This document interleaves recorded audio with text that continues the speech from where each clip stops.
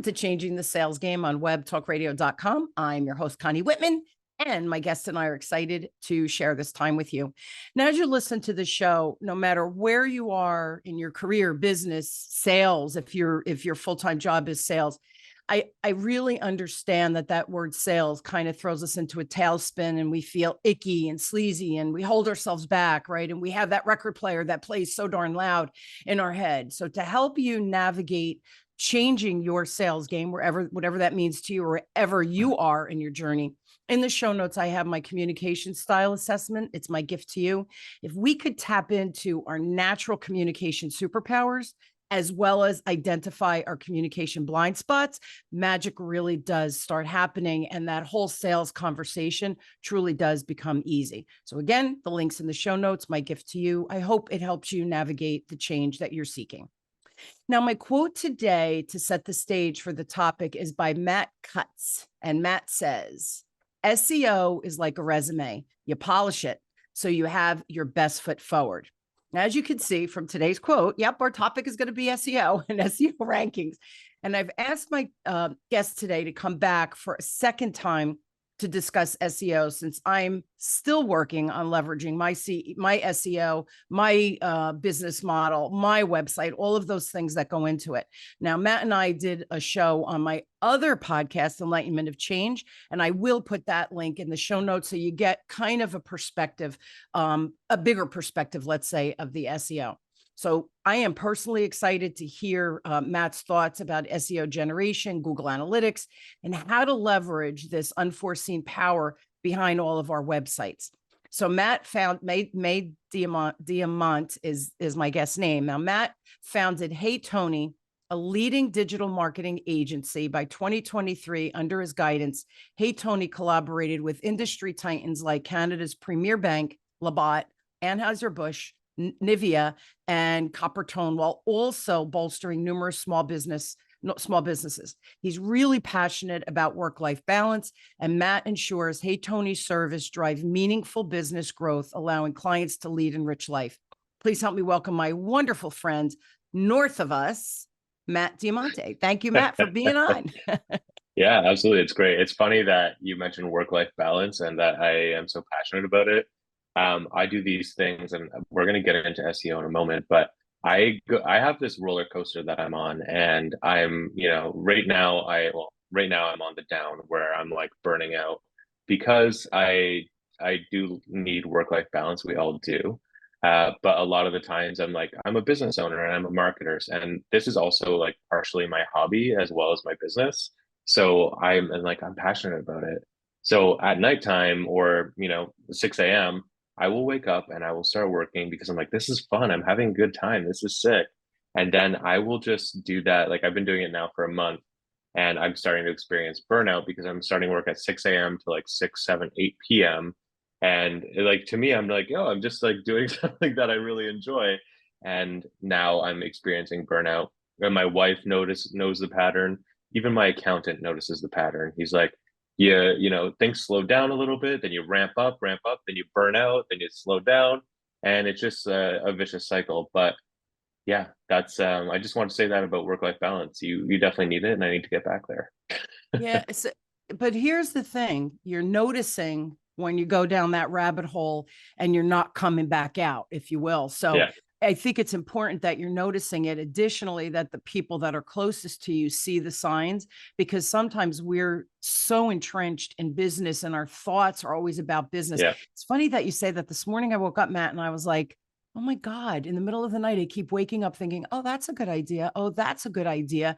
But it's disrupting my sleep. So I was asking Yeah. myself before I woke up this morning, well, how do you stop that brain when you come up with an answer, my brother? Please help me, because it's the trials and tribulations of, I think, of being a business owner. But work-life Yeah. balance, you really do have to find it. So it's good you have people that kind of pull you out of that rabbit hole and say, okay, enough, dude, like take a break. I Right? mean, they're trying to pull me out, but I'm just there, and I'm like, no, it's okay. It's just a couple more days, and then I'm like, okay, Yeah. Black Friday's coming up. Okay, like it's fine. It's like I'm just working towards that, and then Yeah. there's always going to be the next thing. But Yeah. yeah, it's great to have the reminder. There really is always tomorrow. If you were being There lazy, is. I would say, Yeah. dude, get a step in your pep in your step. But when you're driven like that, you really do. Yeah. The business will still be there tomorrow. We forget. We think it has to be done yesterday, and that's not always the case. Unhealthy, but good that Yeah. you're noticing. So I'm proud of you, kiddo. Yeah. All right. So my first question, I don't think I asked this in our last show, so it's relevant for me to ask. Your name is Matt, yet HeyTony is the software. Why? Why HeyTony? I knew as soon as you started asking this question where it was going. So my name is Matt. My business is called HeyTony Digital Marketing Agency. And the name comes from not somebody named Tony. Well, I guess technically, let me tell you the story. So I used to have an office downtown Toronto, and I was walking to lunch one day, and there's these two big, really burly construction guys, changing the streetcar tracks over. And I overheard them talking, and the one guy goes, "Hey, Tony, you always know how to put a smile on my face." And I just thought, what a genuine expression of emotion that you wouldn't expect from that person. Like a big, burly, muscular construction guy. Like, why are they, not why, but like they're emoting like joy and love for that other person. And I'm like, that's the kind of transparency that I want to have with my clients. That's the kind of feeling I want to give them and I want to receive from the people I work with, from clients, from employees, from vendors, literally all of that. So I call my business HeyTony as yeah, that's it. I love it. That is so freaking cool. I don't know why. How funny, Matt. I don't know why I didn't ask that last time. I had a brain fart. Clearly, you know why? Because I was so into the SEO because it's not a topic that I'm an expert in, right? So I guess I was Yeah. like, let's get into it. I'm so curious. But now that my curiosity went to HeyTony, I love it. Great story. Great story. That's cool. Yeah. Right now, Thank you. my real first question about SEO stuff. Okay. Now Yeah. we're done playing. Let's get to business. Let's go. Let's So go. how the heck do you stay updated? And you hear these algorithms on the back end are always changing. So in the world of SEO, my assumption is that hasn't changed. So how do you just keep a pulse on all that? So one, Google does updates about this all the time. Do I read the updates? No, I don't look at them at all. I look at a lot of creators and influencers, whatever, who work in the space. I read other people's blogs. How is this algorithm affecting us? And then it's like, oh, Google said this. Then I'll go to the Google blog. But I'm not like on top of Google, like checking it every day, like what's going on, what's going on, what's going on. Um, Basically, how you keep on top with it is the same way that you could have been keeping on top with it for the last 10 or 15 years by creating good content. That's it. At the end of the day, if you're creating good, helpful, useful content for other users, for other people, I call them users, but we're all just people, then you should not have a problem with Google at all. There is some technical stuff that you need to do, like making sure you have title tags and meta descriptions, which if you don't know what those are, it's basically the blue text on Google search is your title tag, and the little text underneath that is your meta description. So that describes further what's on the page. Now, on your actual website page, you need to have heading tags. So like usually that's like the biggest text on the page that explains what it's about. Then you need to have subheadings, so heading two tags, which basically break down that main topic into smaller chunks. So you need to do stuff like this. And there's a couple other small strategies that you can do that kind of is greater than the sum of their parts, if that makes sense. Yeah. But at the end of the day, like I've seen people rank really well, and I'm like, your SEO is terrible. What is going on here? And it's just like a really good piece of content, right? They're the experts in their field. And I think I don't know if it was this year or last year, Google released like a new, I don't know if it was, calling it an algorithm update is the best way to say it, but they released this thing. It's called EAT, EEAT. It's expertise, authority, and trustworthiness. So you need to add those elements into your blog post, onto your website. So like, are you authoritative? Do you have experience? Do you have expertise in that field? And can people trust you, right? So by doing all of these things, and if for the last 10 years you've been creating content that was full of that, good, helpful, useful content, then you don't need to worry about algorithm updates. Interesting. And I think we get, because you hear the hype. Well, it's all about the algorithm. I understand the algorithm. That algorithm's always changing. So you should hire me Yeah. because you need help with the algorithm, and then they end up doing nothing. I think in the last show, you were telling me some of your clients they come to you and say, I was promised the moon, got no results. And you said, well, what was the deliverables? And they show Yeah. you, and it's like one sentence, I'm going to help you with SEO. And then you started digging in and saying, well, what about this? What about that? And they go, oh, they never mentioned that. Oh, they never mentioned that. Yeah. Where when you send your reports to your clients, it's extremely detailed so they can see exactly where you spent the money, time, whatever it is, to help them Yeah. with that SEO. Because I would think too, Matt, don't you need to understand the breakout of SEO is like the umbrella, but what are the breakouts underneath to drive that SEO? And unless you as the expert, right? But if you're not explaining it to me, I don't know what to be testing or changing Yeah. or discussing to say, well, that didn't work, but why didn't it work versus it didn't work. Let's change methodology totally. Sometimes you just Yeah. have to tweak what you're doing, right? Am I kind of in the right realm of conversation here? Kind of. I just want to touch on something you just spoke about. So one of the reasons why I started posting on social media every single day, and basically just trying to help people understand what SEO is because there's so many of these companies that are taking advantage. Like you said, they're not really providing, like you said that I said, they're not really providing reports. They're not telling you what is happening on your website. They're not telling you what needs to be done. And basically, like my whole goal is to educate as many business owners as possible, know as much about SEO as they possibly can without necessarily needing to be an expert. So, like, I do have a free course that I could probably charge for, but I want people to actually know, what goes into SEO. And that's a free course. I think it's linked somewhere in the show notes or whatever.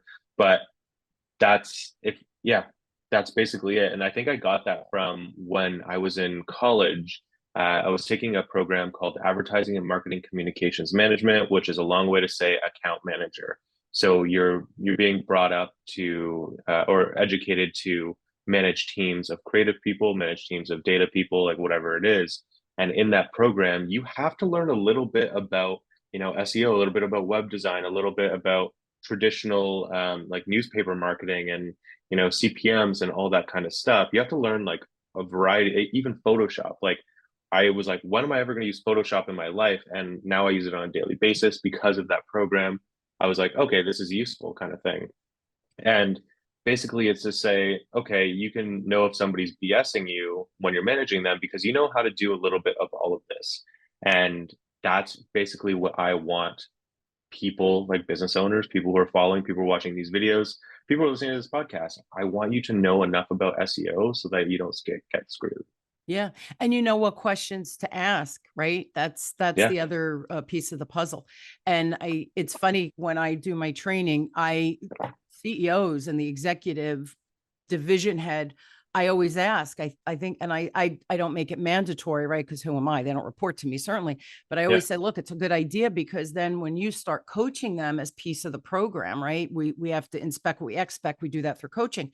So if you're coaching Matt and he's, oh, we didn't learn that with Connie and you didn't come through the training, you're like, oh, all right, you Yeah. didn't learn that versus no, I know you learned it. And here it is in the manual. And here's how we're going to work on it. Because Connie gave us some Yeah. action steps as well. So it just Exactly. keeps everybody kind of accountable. And I don't mean that in a bad way or a harsh way, but you know what? If I know what this SEO language means, and I'm going to start asking those better questions. And I think that's important. So thank you. Exactly. And yes, we have that link, guys, in the show notes for the free gift.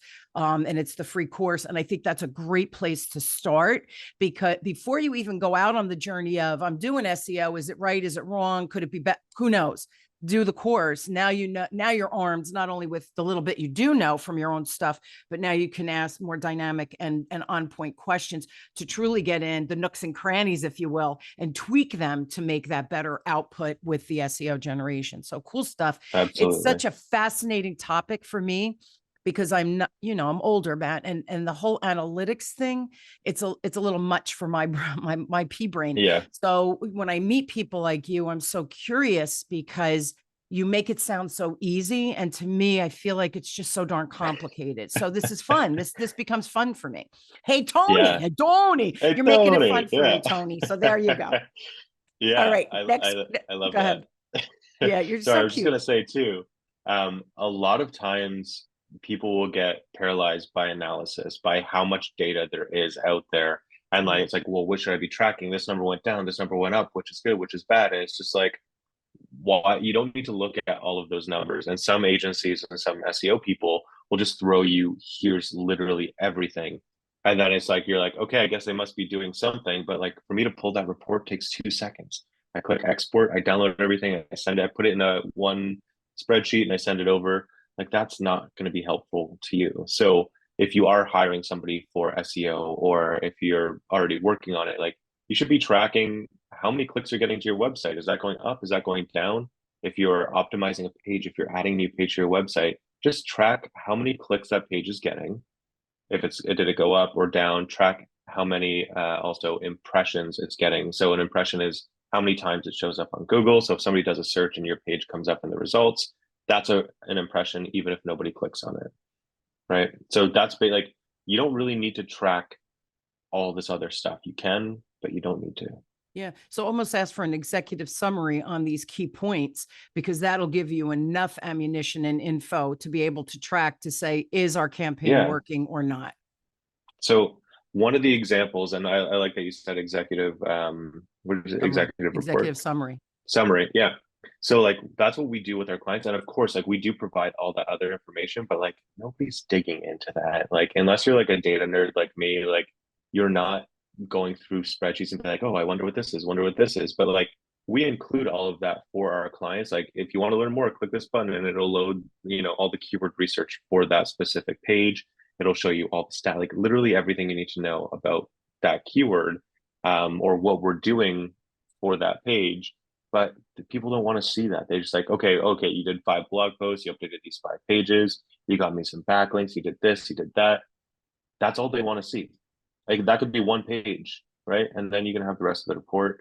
But just make sure that people are giving you executive summaries, because if they can't summarize everything that they're doing in 1 or 2 slides, then they might not be that good at what they're doing, and they might be trying to be SEO. Absolutely, right. They think more is better. I always think if we could take the complicated and create simplicity in how we deliver it, people learn and know what to execute and what to focus on. And by you doing that, Matt, right now we can really dial in on what we're testing or changing or tweaking so that we can make those small adjustments for the larger result, instead of there's a saying, throwing the baby out with the bathwater. Right. Yep. We don't want to do that. We want to go in and tweak. But if I don't have the executive summary to track the overall trajectory of numbers, I'm behind the 8 ball and I'm getting stuck in the minutia instead of looking at what's going to really move my needle. And at the end of the day, freaking bring in business, right? Numbers are great as long as they're navigating or helping me navigate, so I can refine what I'm doing to make better results, right? Work harder, make more, and work smarter, not harder, right? That's kind of the objective always. Exactly. And then we can find more life balance, right? We just went back to the beginning. I'm slick today. Nice. I'm slick. I'm firing on all cylinders. All right, next question. So mobile first indexing is now a major consideration for the search engines, right? How has this shift impacted specifically your strategies at HeyTony, maybe the industry at large? I don't know. Yeah, so our strategies, like when you talk about mobile first indexing, for everybody listening, that's basically making sure that your website loads very quickly on a cell phone. And that also, sorry, I'm at a loss for words right now. Oh my God, you can cut all this out, right? Yes, I could cut this out. You're so cute. Oh my God. Okay. Sorry. So mobile first indexing, it has to do with Google's core web vitals, which is basically having a good experience on any device that you're using. So back in the day, it was all desktops. People were on, a laptop or like a physical, big boxy desktop, whatever. And now people are on all kinds of devices, all kinds of different screens. Everything needs to be responsive. You have no idea what device somebody's going to be using when they come to your website. So when we're talking mobile first, it's like your website should be responsive and it should load as quickly as possible and have a really good user experience for somebody on a mobile phone. Especially when you're talking about local SEO. If somebody's looking, for an emergency vet, like 2 years ago, my dog, she was a puppy. We had just gotten her. She was like, 6 months old, not even. She ate a bowl of dark chocolate. And if you know anything about dogs and dark chocolate, that can kill them. Poison. Yeah. So when relating to local SEO and, mobile first indexing, you want to make sure that if somebody's like, if you're a vet, you're an emergency vet, you want to make sure that somebody can find your site, they can find the number, and they can get they can get your pet to you as quickly as possible.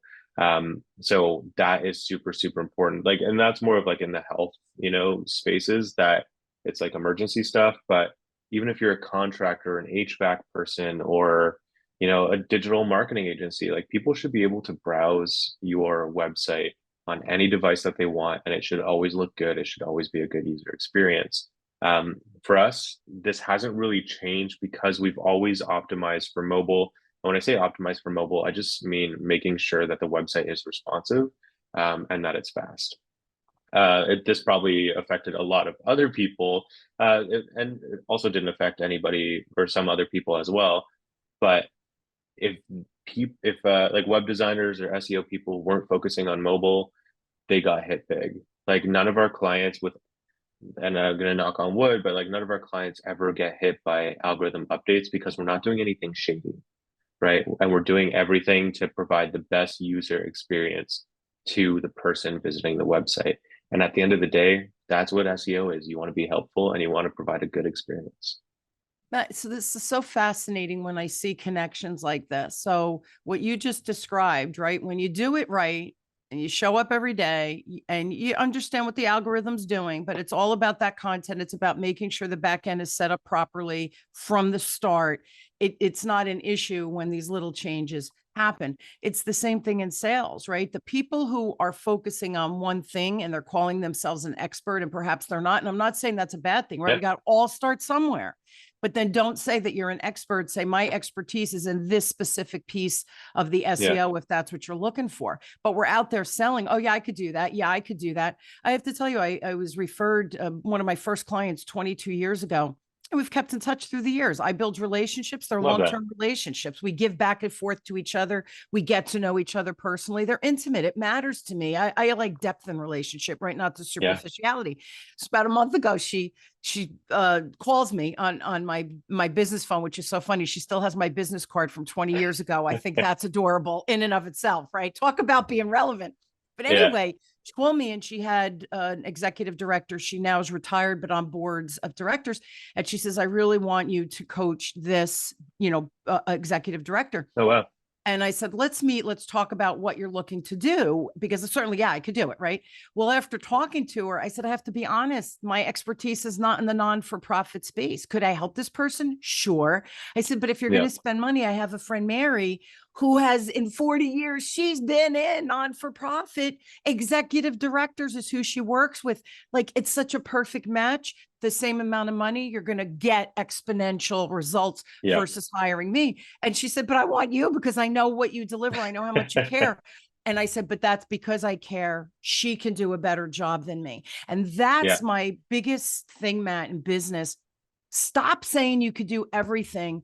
Yes, I could have taken that business and the person probably would have been happy, but in my heart, I know it could have been better. So it's just like what you're saying. We don't worry about the algorithm changes because it's not about the minutia and the crap. It's about good stuff. And if I'm doing good stuff, the algorithm isn't going to affect. If I'm going in and manipulating the algorithm, then it's going to cause me angst because I'm manipulating not about the content or the person's expertise and spotlighting that, but rather the manipulation. It's the same thing in sales. It makes my head explode. Yeah, if you manipulate somebody into buying your product or service, and they're likely not going to have a good time with it, and you're going to have a bad client or a bad customer. You're going to have to give a refund. It's going to be a lot of work, and at the end of the day, nobody's going to be happy, right? Nope. And it makes more work, and then you get bad reviews and like thanks, but no thanks. Yeah. It's funny. And I don't know if this in the SEO world, but some of these sales people out there teaching sales, especially on the internet.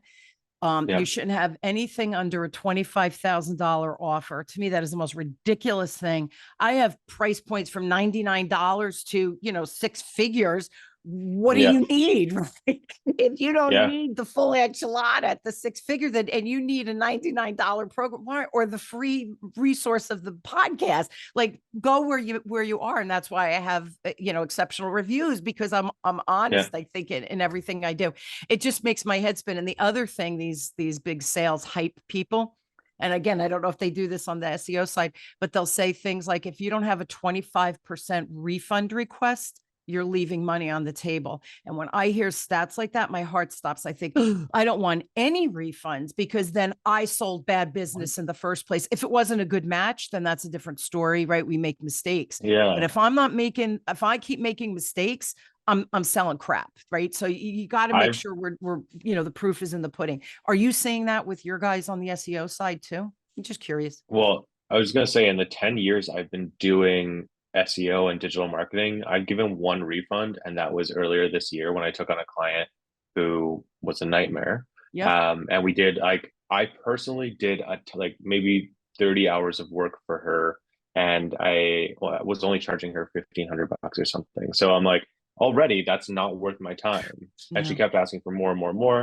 And I was like, cool, like I just want to get this done, whatever.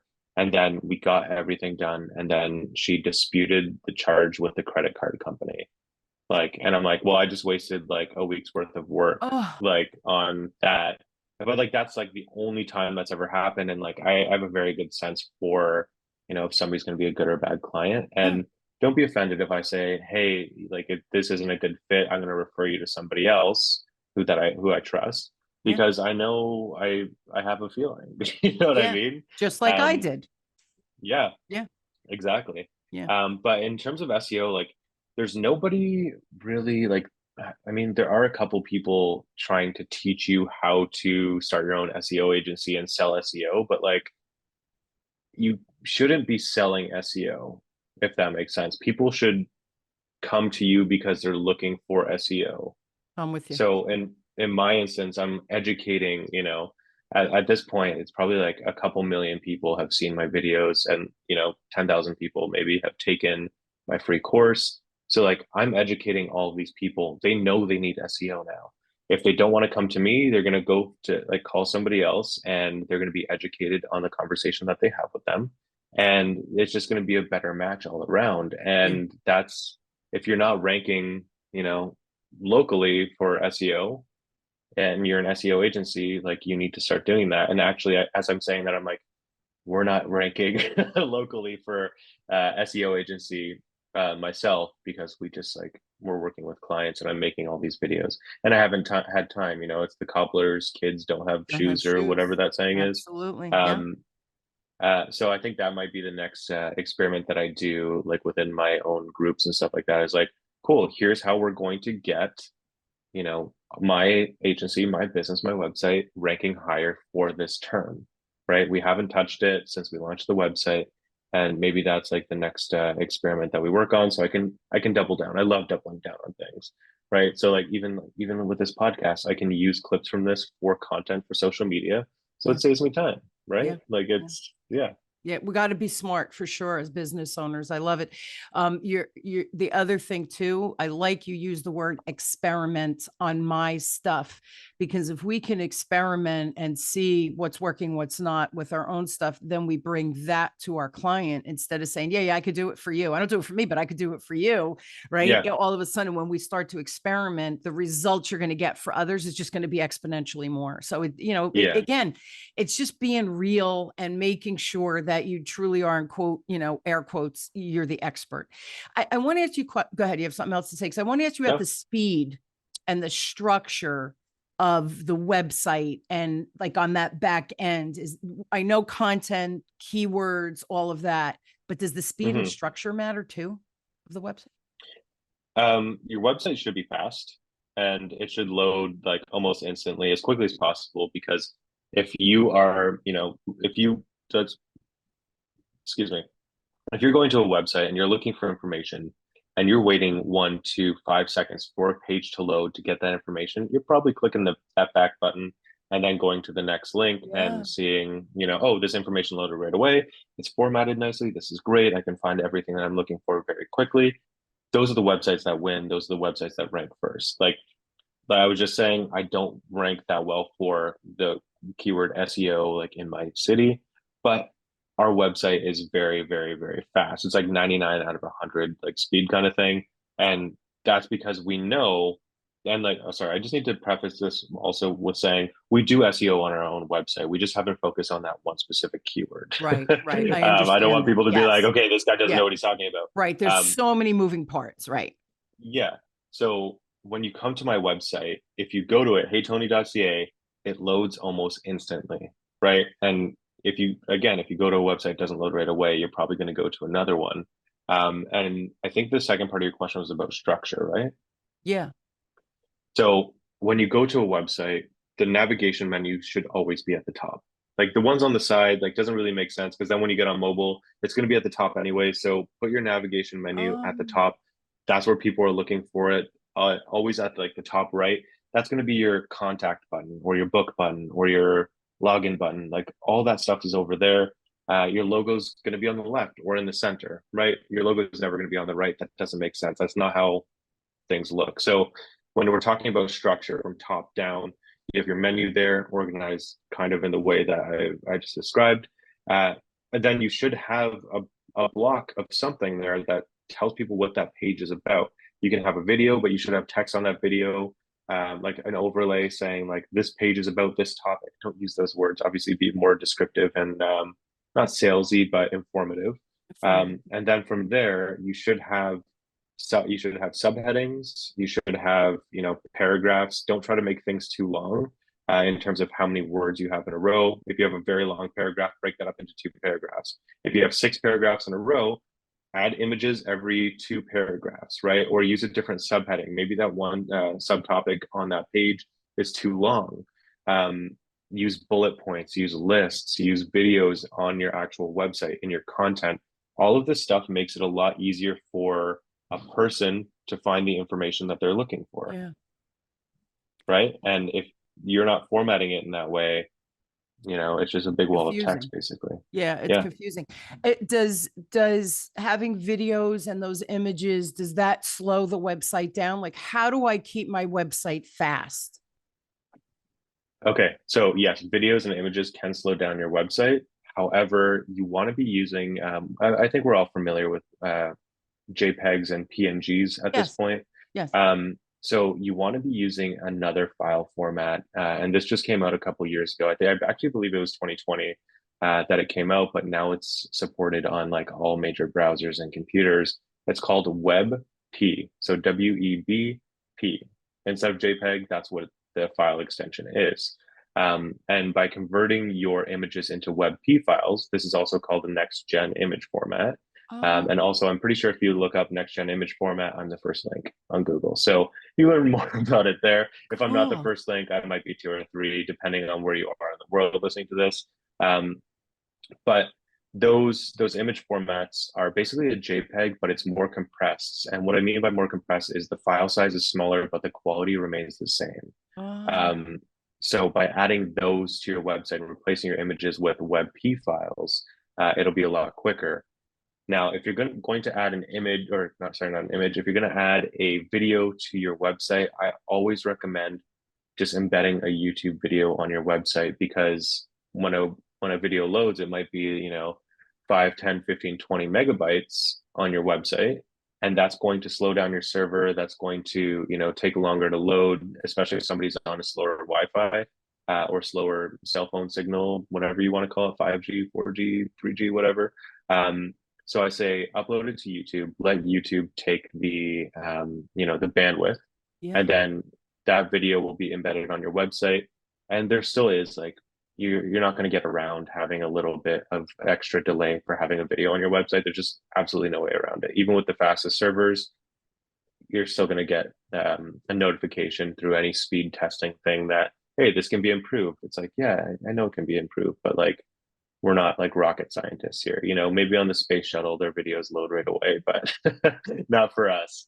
Yeah, right. We're not doing hard surgery, right? That we don't want our thing, our Yeah. little program to go kaput on us. Well, so here's the other thing I've been talking a lot about recently is Google knows that business owners aren't web developers, they're not SEO experts, but they are experts in their own fields, Yeah. right?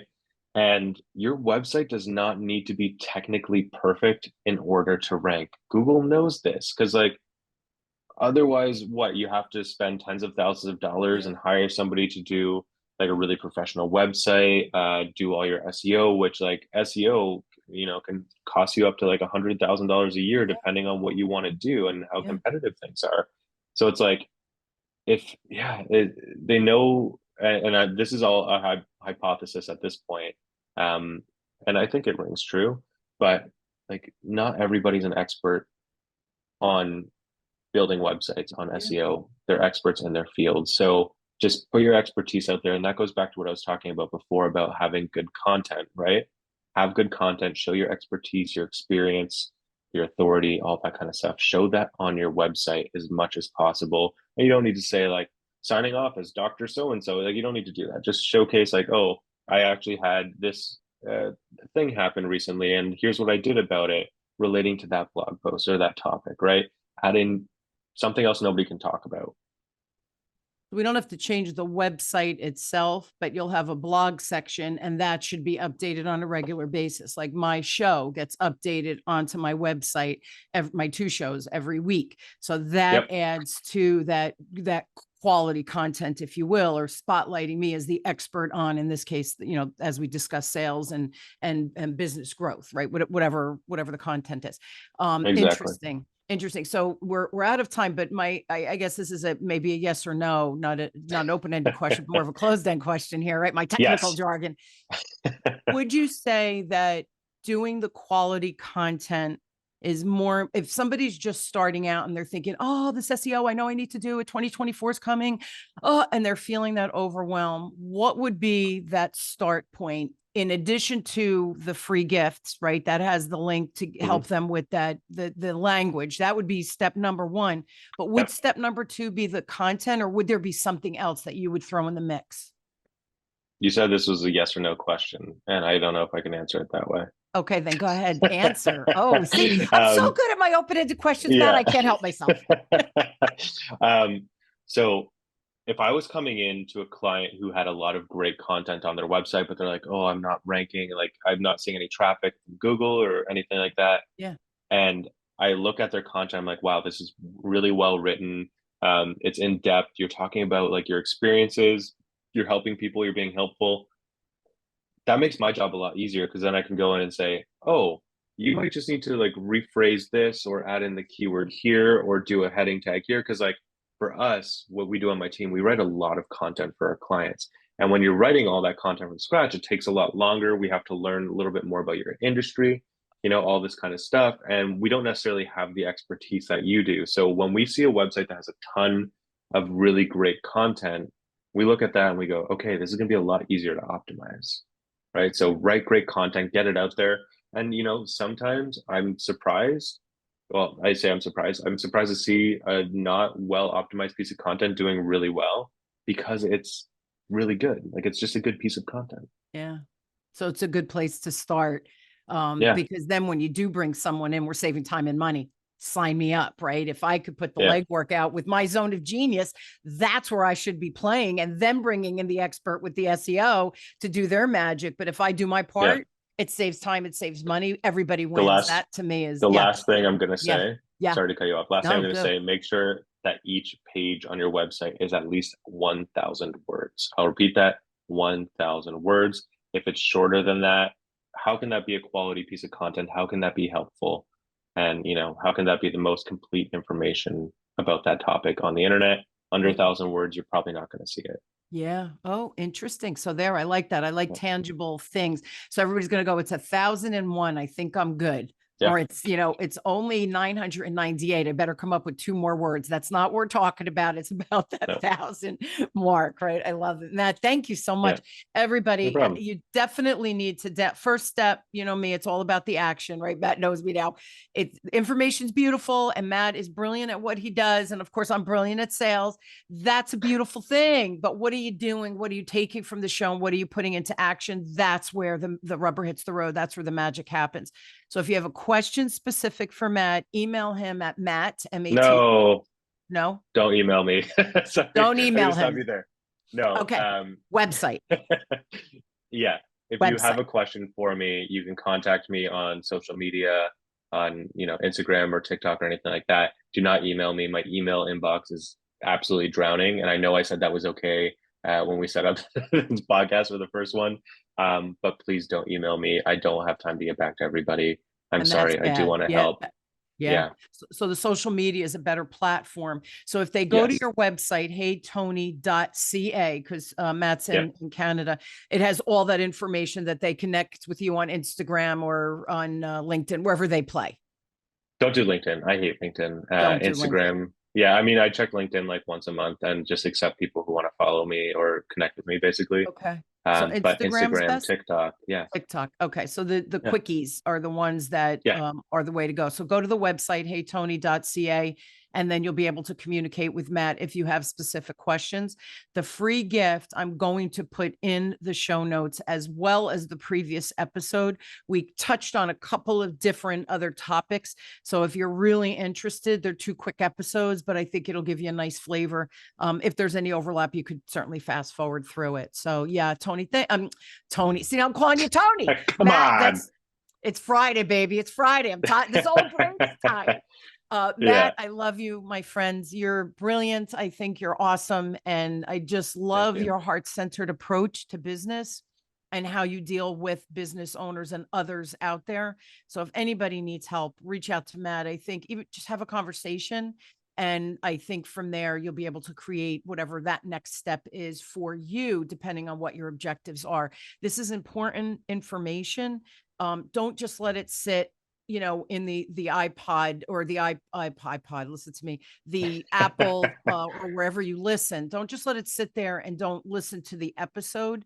Really listen and then apply what Matt is talking about. It really makes a difference. So Matt, as always, thanks for being on. Great show. I know Thanks everybody for will get having me. value, not only from the show, but from the free gift where they'll understand language and stuff like that. It's a nice first step to break into whether you're hiring and doing it yourself. It'll lay some nice Yeah, groundwork. So thank you so much for that. Really appreciate you sharing that with my peeps. absolutely. All right. And I hope you will join me weekly as we question, build, and discover together, no matter where you are on changing your own personal sales game in your career or business. I hope between my guests and I, we really do provide some good content, quality ideas for you to apply to create the change, whatever that is that you're looking for. You've been listening to Changing the Sales Game with me, your host, Connie Whitman, on webtalkradio.com. Thank you so much for joining us this week. I truly am honored to have you on this journey of changing your sales game with me. And I hope that I just make it a smidge easier for you so that you can make more money, work a little bit less, and just enjoy life. That's what we're here to do. That's my wish for you. I love you all, and I will see you next week. Have a great one, everybody.